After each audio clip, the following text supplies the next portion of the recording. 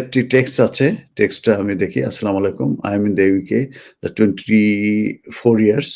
I have ILR, but due to some family issues, I had visit Bangladesh frequently.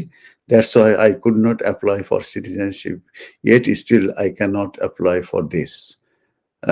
So my question is, if the new apply would apply on my visa or the old rule would apply on me? ধন্যবাদ।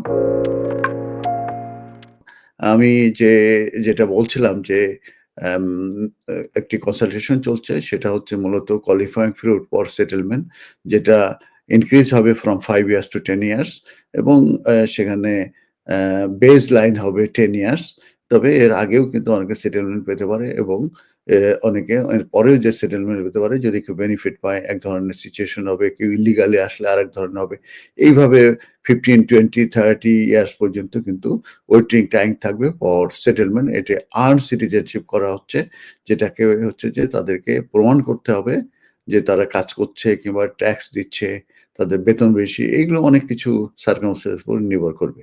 তো এখন কথা হচ্ছে যে এই আইনটা কবে হবে? সেটা এপ্রিলে হবে। এটা কনসালটেশন চলছে। 12th অফ এপ্রিলে কনসালটেশন শেষ হবে। তখন সেটার উপরে রিভিউ করে এই কোয়েশ্চেন গুলোর কে রিস্ক অ্যাসেসমেন্ট, ইকোনমি অ্যাসেসমেন্ট করে তখন একটা রিপোর্ট তৈরি করে এপ্রিলে যে এটা ইমপ্লিকেশন হবে। তবে গভর্নমেন্ট বলছে যে যারা আইলার অলরেডি পেয়ে গেছে সেটা তাদের ক্ষেত্রে এটা প্রযোজ্য হবে না। যেহেতু আপনি আইলার পেয়ে গেছেন, আপনার জন্য এটা এই নতুন চেঞ্জটা কোনো রকমের ইমপ্যাক্ট করবে না। অতএব আপনি আইলার পেয়েছেন, আপনি আইলার হোল্ডার। আপনার যখন খুশি তখনই আপনি ন্যাচারালাইজেশন ব্রিটিশ সিটিজেনের অ্যাপ্লিকেশন করবেন। তবে খেয়াল করবেন যে আপনি এলিজিবল হন কিনা, কারণ গুড ক্যারেক্টার যে গাইডেন্স আছে এটা কিন্তু ফেব্রুয়ারি 2024 এ কিন্তু চেঞ্জ হয়েছে। তো কেউ যদি ইল্লিগালি আসে সে কিন্তু ভবিষ্যতে এপ্লাই করলে রিফিউজ হয়ে যাবে। তো আপনারা লয়ারের কাছে ওয়ান টু ওয়ান যেয়ে বুঝে নিয়েন।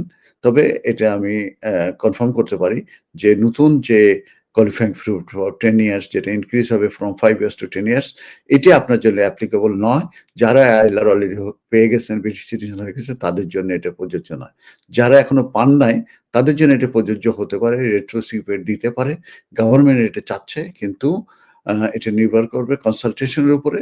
কনসালটেশন হওয়ার পরে বোঝা যাবে যে যারা সেটেলমেন্ট পায় না কিংবা আইলার পায় নাই তাদের ক্ষেত্রে ওইটা রেট্রোসিপেট হবে কি না।